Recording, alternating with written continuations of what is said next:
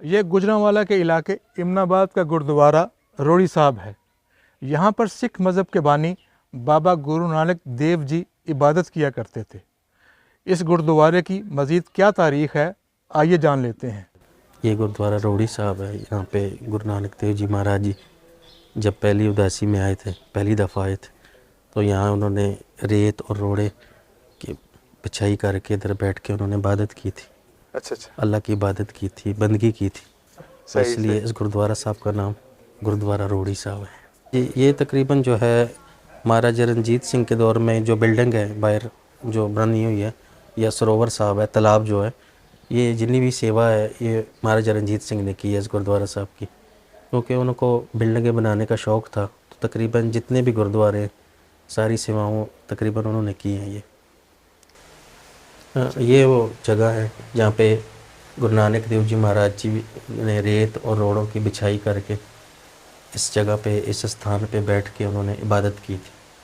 और हर गुरुद्वारे में जो है ये 4 दरवाज़े होते हैं।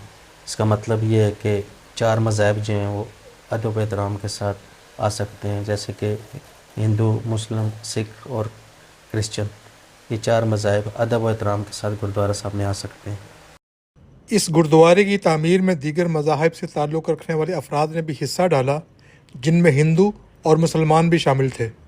गुरुद्वारा रोड़ी साहब के अलावा भी बाबा गुरु नानक देव जी की तारीख़ इस शहर से जुड़ी हुई है। इसकी कोई तारीख़ बताइए कि ये कौन सी जगह है? ये गुरुद्वारा चक्की साहब है, जो कि पहले वक्तों में बाबर बादशाह का जेल खाना था।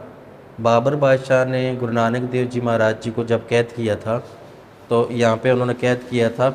और यहाँ पे गुरु नानक देव जी महाराज जी ने जब शब्द कीर्तन शुरू किया तो चक्कियाँ खुद ब खुद चल रही थी और दाने पीसे जा रहे थे। जब बाबर बादशाह ने देखा तो गुरु नानक देव जी महाराज जी से माफ़ी मांगी और उनके साथ जो 30,000 कैदी थे उन सबको यहाँ से आज़ाद कर दिया था। ये वो जगह है जहाँ पे बाबा जी भाई लालो के घर आए थे और इधर उन्होंने कोदरे की रोटी का प्रसाद खाया था, खाना खाया था। अच्छा, ये जगह है। अच्छा। ये जो है थे भाई लालो जो थे एक तरखान थे, कारपेंटर थे, जो मेहनत मजदूरी करके अपना पेट पालते थे। ये गुरु नानक देव जी महाराज जी के सच्चे भगत थे, उनको मानने वाले थे, मतलब जो है कर रहे थे।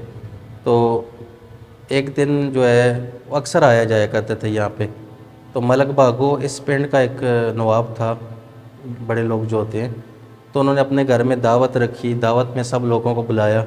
गुरु नानक देव जी महाराज जी को भी सदा भेजा गया, लेकिन गुरु नानक देव जी महाराज मलक भागो के घर जाने के बजाय यहाँ पे आ गए, भाई लालो के घर।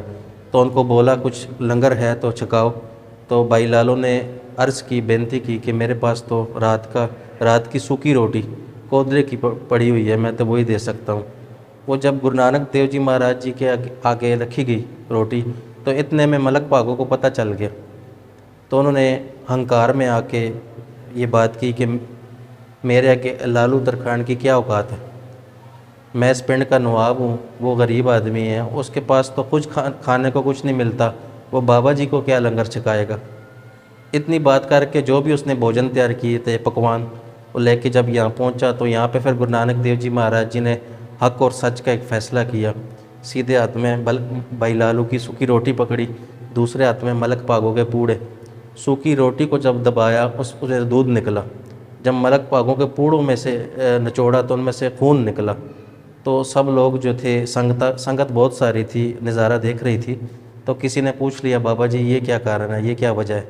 तो बाबा जी ने बताया कि जो भाई लालू की सूखी रोटी में से दूध निकल रहा है, ये इस वजह से निकल रहा है क्योंकि हक हलाल की कमाई किया करते थे और मेहनत मजदूरी करके अपना पेट पालता था भाई लालू, इसलिए इसकी रोटी में से दूध निकल रहा है। और ये जो मलक भागों के पूड़ों में से जो खून निकल रहा है, ये वो खून है जो इन्होंने गरीबों का खून चूस चूस के जो धन दौलत इकट्ठा किया है, ये वो खून है। इसलिए गुरु नानक देव जी महाराज जी मलक भागों के घर लंगर खाने के लिए नहीं गए। महकमे औकाफ के मुताबिक बाबा गुरु नानक के जन्मदिन के मौका पर दुनिया भर से 50,000 से ज़ायद सिख यात्री पाकिस्तान आते हैं, जिनमें से अक्सरियत एमनाबाद में भी यात्रा के लिए जाती है।